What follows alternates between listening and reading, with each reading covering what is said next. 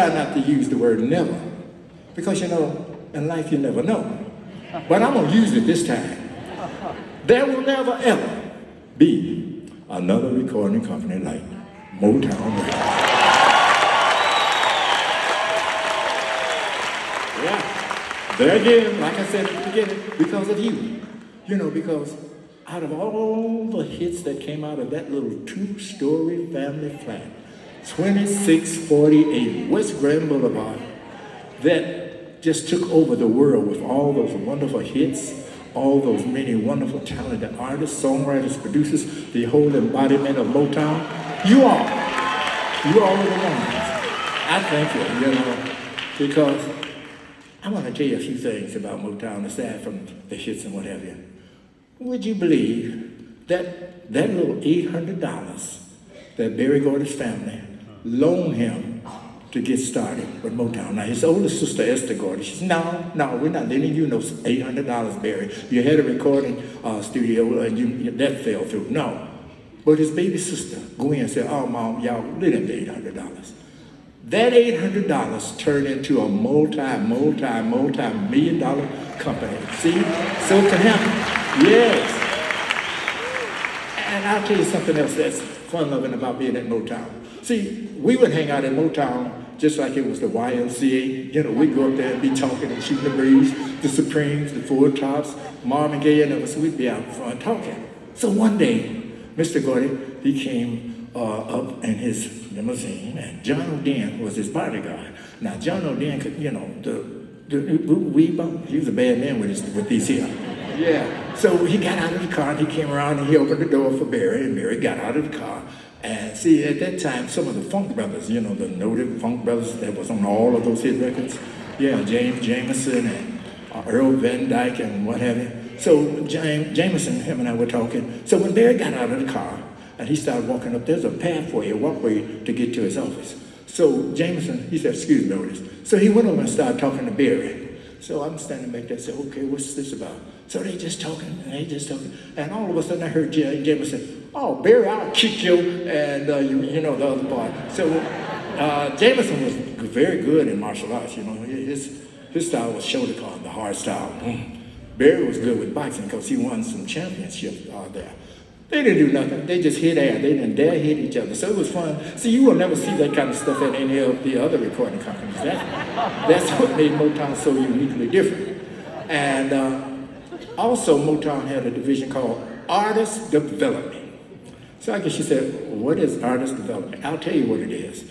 We had to go to school to learn about being in show business. The Supremes, the Four Tops, Smoke and the Miracles, Thetemptations, Marvin Gaye, all of us had to go to school. So our time was from 12 o'clock to 4 or 5 o'clock in the evening. So one day after Maurice King said, and Berry hired some wonderful thespians that would teach us. Maurice King, our vocal coach. And some of the stuff that you see us doing right now, first and foremost, I have to give credit to the late, great Paul Williams, who was one of the original. Well, we have his nephew, Adrian Williams, playing guitar for us up here in the band. Yeah. So he's carrying it on for his uncle. Then we had, like I said, Charlie Akins, Maurice King, Johnny Allen, Lon Fontaine, a lot of notables that was, you know, teaching us about being in show business.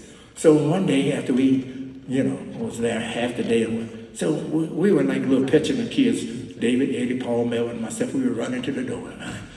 Maurice King said, Tips, bring it back, sit it down. We said, hold up, Pops, you been very, shut up, boy, and sit down. That's what we did. He said, now, I'm going to tell you guys 4 things that don't ever do. Now, what I'm about to say applies to everyone that's in this here building tonight. Maurice King said, the first thing, do not try and tell anybody about their politics. The second, don't even try and tell anybody about their religion. The third, don't even try and tell anybody how to use or not use their money. Oh, but here comes the coup de grace, the fourth. This is our pig's bad boy. He said, do not try and tell anybody who to make love to. So we learned a lot of wonderful things there. And now we're celebrating having our 60th anniversary album. Yeah! That's it. And the name of it is Thetemptations 60. Wow. So when we got the word that we were going to do it, our 60th anniversary album, Derek Porter, our road manager, him and I were riding down one of LA's many freeways. So I said, D, it's only fair and right that we have Smokey part of this 60th anniversary. Yeah, Smoke. And he said, yeah, Otis, why don't you give him a call? So I called Smokey. Smokey and I, we've been knowing each other for 61 years. Wow. You know what he called me? I said, hey, Smoke. Hey, Oak.